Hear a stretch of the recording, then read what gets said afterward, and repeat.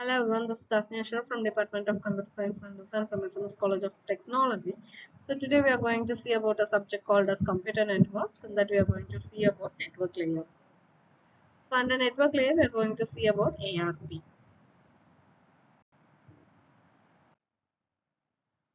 For example, what is ARP? First we'll see some example called someone name but not their home address. Like we have to search with her address. Where does she live? Like you have her name but need a exact location. So there you will be using the IP address, which is called as logical or postal code, and your MAC address will be your physical house or a house address. So the same way in the mobile also we will be searching like. So there's a bridging the gap where we will be for logical view. If we see, the sender will have the destination address, and once the communication breaks down, the connection will be failed, and the physical reality will be the target of the MAC address. What will be we have to find. So first will be the sender will have the destination IP address, and how they will communicate. Like ARP translator will be saying, we will be knowing the target IP. So where ARP works, like the mechanism will we see through network layer to data link layer, that is from IP to MAC address we need to find out. So how ARP operates, like between layer 2 and layer 3. So here we have something called as broadcast request, where system A has the entire network who has the IP address so and so, where all the machines process the packet non-target silently drop it.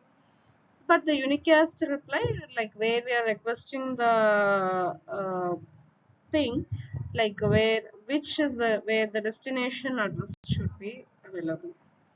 So this is how the unicast reply will be sent. So what is the anatomy of ARP packet? Like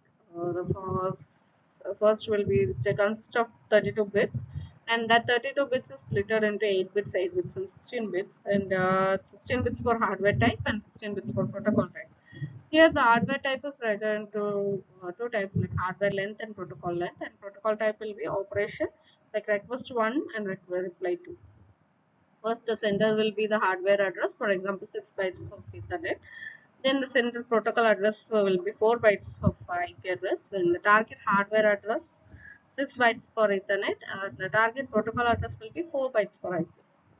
Where a hardware type will be 16 bits, protocol type will be 16 bits, hardware length will be 88 bits, protocol length will be 8 bits, and operation will be 16 bits.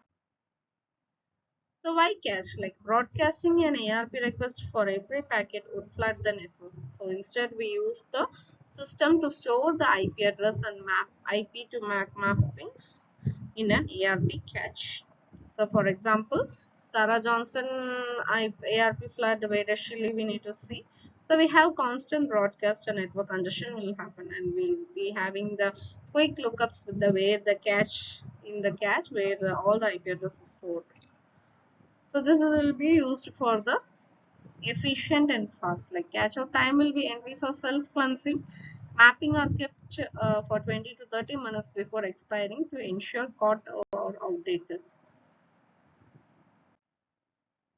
Next, ARP operation. This is how the ARP operation will be from A to.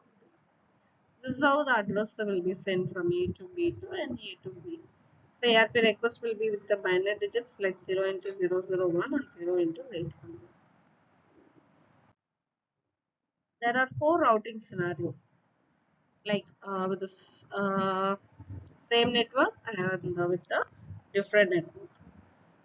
With the same network, like the target is mapped from destination IP address in the datagram, like from host A to host B. But with the different network, like targeted mapped will be IP address of the default router to the next hop, and will be from the next hop IP address for the next router in the routing table it will search, and next the destination IP address in the datagram. So the key takeaway of this is, regardless the final destination, ARP only ever resolves the physical address of the next immediate hop on the local address. Next, where there are variants called as we have different types of ARP, like proxy ARP, gratuitous ARP, reverse ARP, in reverse inverse ARP. Proxy ARP will be like IP to MAC, response on behalf of another, where gratuitous ARP will be unprompted self announcement.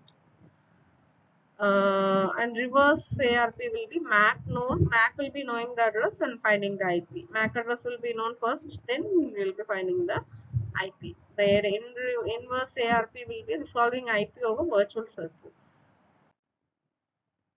Proxy ARP and gratuitous ARP. So, what's the main difference here? If you see, actually the router answers has its own MAC address, taking delivery on behalf of the hidden post, and this creates a subnetting effect without altering the host configuration, whereas a host announce its own IP address to mapping, where unprompted to violently update switch MAC tables after NIC, or it flag a duplicate IP address to where the conflict should be stopped.